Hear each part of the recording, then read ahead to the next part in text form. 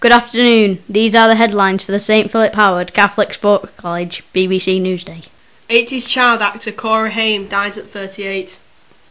Cora Haim was born on December 23, 1971 in Toronto, Ontario, Canada. He was a Canadian actor known for acting in Hollywood from 1982 to 2010, with a career in the 80s as a teen idol. Recently though, Cora Haim has passed away from a suspected drug overdose, though a post-mortem will determine the cause of death. Haim collapsed yesterday in front of his horrified mother at their shared apartment in Oakwood, California. Paramedics spent 20 minutes trying to revive the actor. A spokeswoman said he passed away in the early hours of Wednesday morning at Providence St. Joseph Medical Center. Los Angeles police believed that the apparent overdose was accidental. Sources added 4 bottles of prescription pills were found near the spots where he died. The 80s child star, Cora Haim, will be well missed by all those who loved him and more. Bullied beauty. People are bullied every day. It's overlooked, and this can lead to many extremes for children each year. For 13-year-old Poppy Bracey, this torment became too much. Living in a foster home, her friends were not aware of pretty Poppy's true background. She tried to prevent people from discovering that she was in foster care. She told one friend who she thought that she could trust, and before she knew it, the whole school had found out. Poppy enjoyed school. This was reflected in her grades. Despite living in foster care, she spoke to her mother 3 times a day. Eileen Kelly, 42, saw Poppy the Saturday before her death. Eileen Kelly said, "Poppy seemed to be fine, and then hours later tragedy struck." Poppy was found hung but not dead in her room after returning home from school. At first Poppy was fine, but then as time went on she began to receive numerous traumatic cyberbullying and jealousy, late-night phone calls from girls saying that she should go to modelling agency for ugly people. As her life story drew to a close, she became depressed. She took a knife to school in an attempt of self-harm. It was found and she was sent home. 3 weeks later, after school, she was found hung in her bedroom. She was then sadly taken to hospital but died. British Fritzl. Social services chiefs yesterday offered a grovelling apology to the 2 terrified daughters who were raped by their incestuous monster of a father for over 25 years. The 2 traumatised daughters were on the social services at-risk registers when the vile abuse started in 1980, whilst the girls were between the ages of 8 and 10. The father, who cannot be named for legal reasons, raped his daughters daily, dragging them from their beds, beating them, kicking them, and even holding them to flames of a gas fire if they tried to fight him off. The father of the 2 victims constantly moved his family around the country to hide what he did from the social services and the 28 agencies the family had come into contact with from 1973 to 2008, fleeing to Sheffield and Lincolnshire, with 67 houses moves an average 2 a year. The 2 daughters, who were raped more than 1,000 times by their 57-year-old father, were pregnant 18 times, giving birth to 9 children, 7 of whom are still alive today, and 2 whom died the day they were born due to a result of genetic disorder. The father, who called himself Gaffer, who carried on the abuse on his daughters whilst they suffered from miscarriages and also had abortions. If the daughters threatened to tell the police what their father had done to them, he would tell them he would kill them.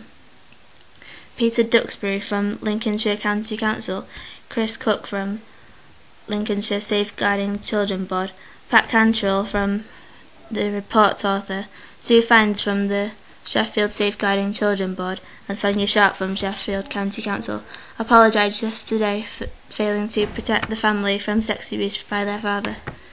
The abusive father was put into jail for life at Sheffield Crown Court.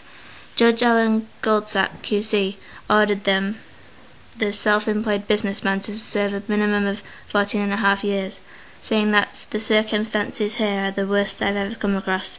He told the father, "The public will consider you should never be released." I agree.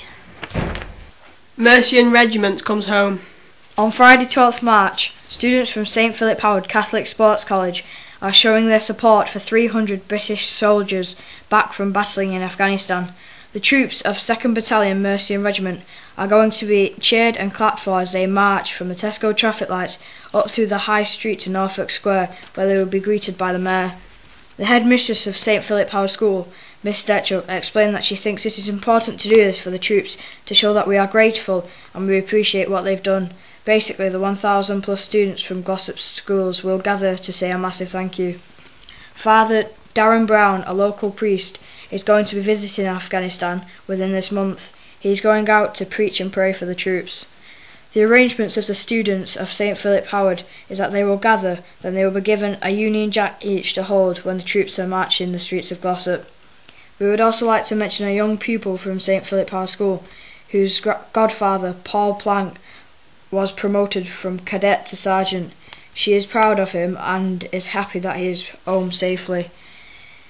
There is a prayer that every soldier must carry on a dog tag at all times. I will be strong and courageous. I will not be terrified or discouraged, for the love of my God is with me wherever I go. Joshua 1:9. Manchester United versus AC Milan, the result. Yesterday, United sailed to a 4-0 victory against AC Milan in the second leg of the Champions League match. This put them up to 7-2 on aggregate to easily take them through to the quarter-finals. The leading man was Wayne Rooney, who opened the scoring in the 13th minute with a header to put United up to 4-2 aggregate score.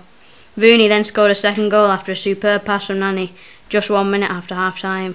Following these 2 goals, Rooney has become the 10th English player to reach 20 goals in European competition. The third goal came from Park Ji-sung after Paul Scholes' pass in the 59th minute. Darren Fletcher finished the scoring off with an 88th minute goal that he headed in from Rafael da Silva's cross. AC Milan weren't completely downhearted by Rooney's early goal, and they kept trying throughout the whole of the game. Their first chance came from Pirlo before half-time, but he scuffed his chance by sending the ball wide of the post. Even with these missed chances, Milan kept on fighting and gave himself a real chance when David Beckham was brought from the bench onto the field. It was quite an emotional event for Beckham, and he was close to tears as he ran onto the turf of Old Trafford. He had a great chance of keeping AC Milan in the game in the third quarter when he blasted the ball at Edwin van der Sar from 25 yards away.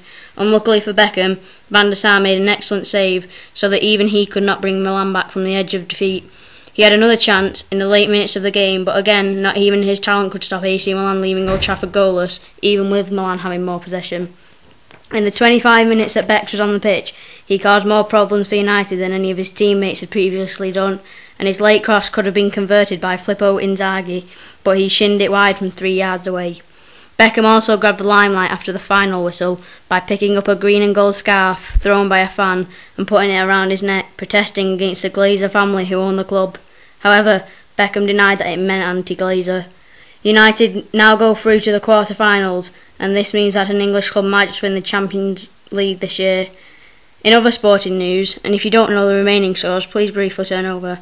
Burnley and Stoke drew 1-1 last night, and Reading beat Derby 4-1. Pakistan Law Minister apologises. The Pakistan Law Minister has been forced to apologise over the mistaken identity of a 5-year-old boy kidnapped in the Punjab province. Barbara Awan, 51, mistakenly informed Sky News that Zahil Zaid had been freed after his grandmother's home was raided and Zahil was taken last Thursday. This comes after a group of people, including one woman, were arrested in the town of Zialkot, near to the place where the kidnap took place. Though earlier this morning it was claimed that Zahil had been freed and was returning to Britain, the Foreign Office have denied this is true and are still on the hunt for the captures of Zahil. It is believed the confusion arose as part of a mistaken identity, including a separate kidnap in Rawalpindi. A ransom has been ordered at the amount of £100,000. Authorities believe that members of Zahil's family were part of the capture, including his father, Raja Nakash Zaid. Mr. Zaid was believed to have returned to the UK against the wishes of the Pakistani police, as Akila Nakash continues to plead for the safe release of her son from their home in Oldham, part of the Greater Manchester area. In an emotional message to the kidnappers, Mrs. Zaid, 31, said, "I just want my son back. All is forgiven. I forgive you. You may have children yourself. I forgive you." The kidnap is believed to have been targeted towards the Zaids because they live in the UK. The raid included firearms, such as guns and grenades, and took place at the house of Mr. Zaid's mother last Thursday. The whereabouts of Mr. Zaid is currently unknown.